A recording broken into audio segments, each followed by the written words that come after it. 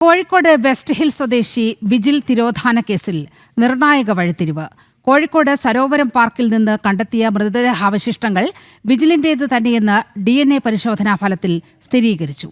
കണ്ണൂരിലെ regional forensic ലാബിലാണ് പരിശോധന നടത്തിയത്. 2019 മാർച്ച് 24-നായിരുന്നു കോഴിക്കോട് വെസ്റ്റ് ഹിൽ ചുങ്കം സ്വദേശി വിജിലിനെ കാണാതാവുന്നത്.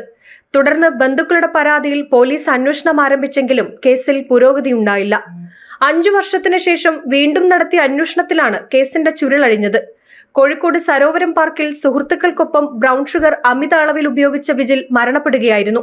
ഇതോടെ ഒപ്പമുണ്ടായിരുന്ന സുഹൃത്തുക്കൾ ചേർന്ന് വിജിലിനെ കല്ലുകെട്ടി ചതുപ്പിൽ താഴ്ത്തി. ഈ ചതുപ്പിൽ നിന്നായിരുന്നു മൃതദേഹാവശിഷ്ടങ്ങൾ അന്വേഷണ സംഘത്തിന് ലഭിച്ചത്. ശരീരാവശിഷ്ടങ്ങളിൽ നിന്ന് ലഭിച്ച DNA സാമ്പിൾ വിജിലിന്റെ അമ്മയുടെയും സഹോദരന്റെയും DNAയുമായി സാമ്യമുണ്ടെന്ന കണ്ണൂരിലെ റീജിയണൽ ഫോറൻസിക് ലാബിൽ നിന്ന് ലഭിച്ച പരിശോധനാ ഫലമാണ് എലത്തൂർ പോലീസിന് ലഭിച്ചത്. ഇതോടെ മരിച്ചത് വിജിൽ തന്നെയാണെന്ന് സ്ഥിരീകരിക്കുകയാണ് പോലീസ്. ജനം, കോഴിക്കോട്.